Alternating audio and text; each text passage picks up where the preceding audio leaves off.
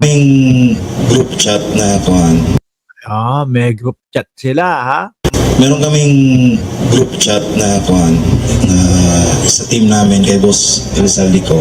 Okay. Doon pinupost lahat ng mga kung saan magdi-deliver, kanino. Brad, pag yung mga ganyang illegal, king ina, hindi mo na hindi mo na i-group chat yan.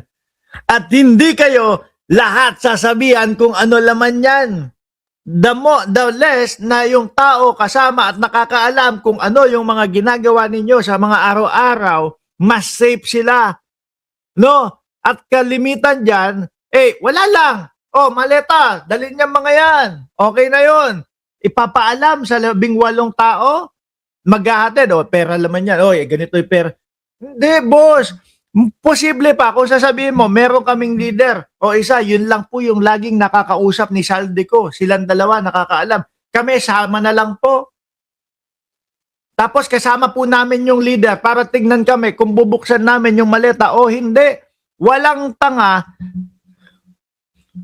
gagawa ng illegal tapos ang dami nakakaalam. Dahil yung 18 bibig ninyo, pwedeng pumutak yan. Anak ng putik naman. Ay, Diyos ko naman, Diyos ko naman. Halatang-halata ho itong mga ito. At kung ilang maleta. Opo, ako po si Bernard Tube. Nakapag-deliver po kami. Saan? 41 Forbes po. Din po kami sa Ilocos. Ayan, ang sinasabi, isa sa sinasabi nila, meron sinabi dito, yung sa Paway. Kasama po si Kong Saldi.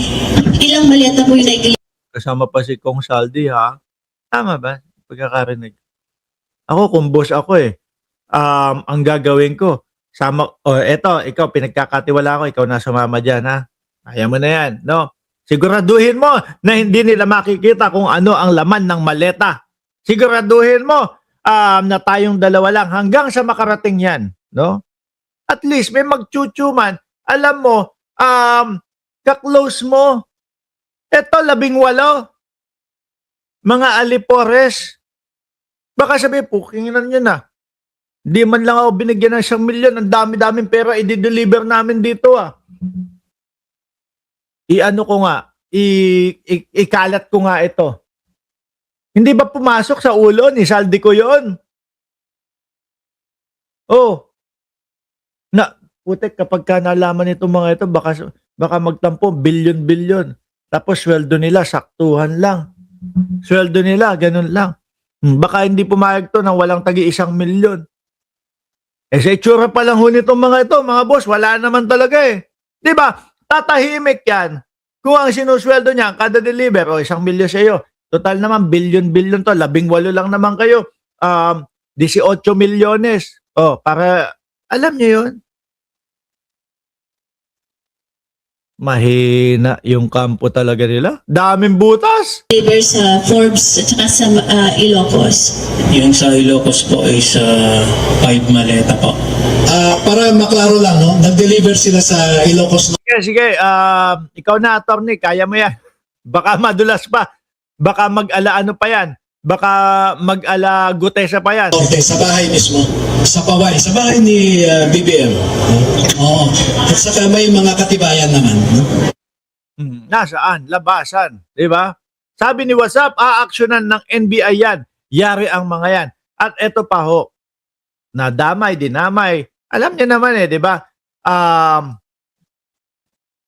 Alam nyo, nakikita ko, may connection din ito tungkol doon sa kay dating Pangulong Duterte doon sa confirmation of charges ni dating Pangulong Duterte, etc.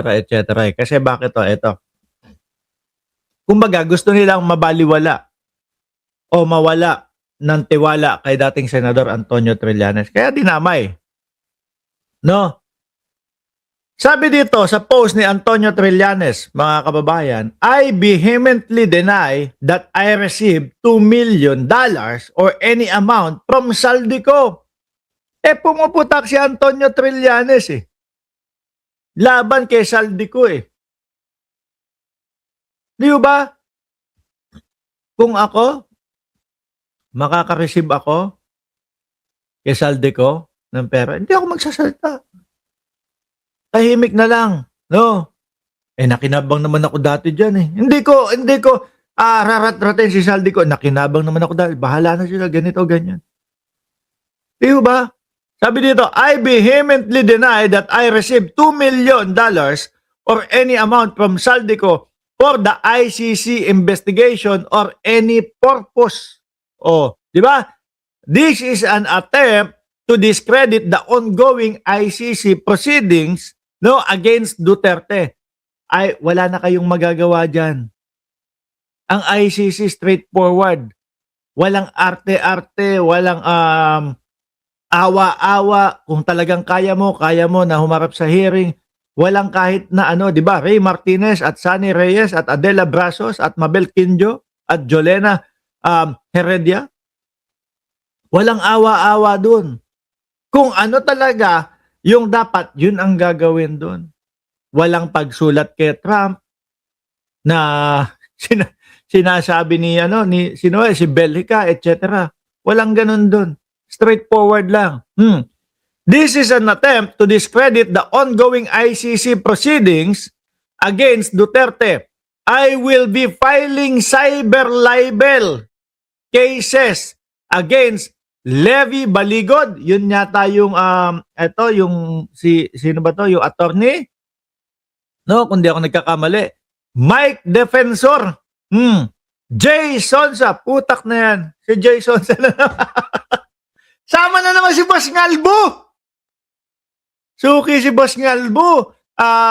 Ng fake news, Sama na naman, I will be filing cyber libel against Levy Baligod, Mike Defensor, Jay Sonsa, the 18 ex-soldiers, and all those who are maliciously circulating these blatant lies. This is not new to me. I will not be distracted. Hahabulin ko kayo. Nutik na yan. Lagi si Jason sa Kasi mga bossing, bakit? Tingnan nyo ito. No? Tingnan nyo itong Tetrillanes, mga kababayan. Kumbaga para ma-discredit ang lahat. Duterte press for details of 44 million hidden deposit. Opposition senator releases proof. Yan Merong dokumento, merong papeles na pinanghahawakan na kapag siya ay nagsalita, ito yung sinasabi ko, totoo at may ebidensya. Hindi kagaya ng mga DDS na yan.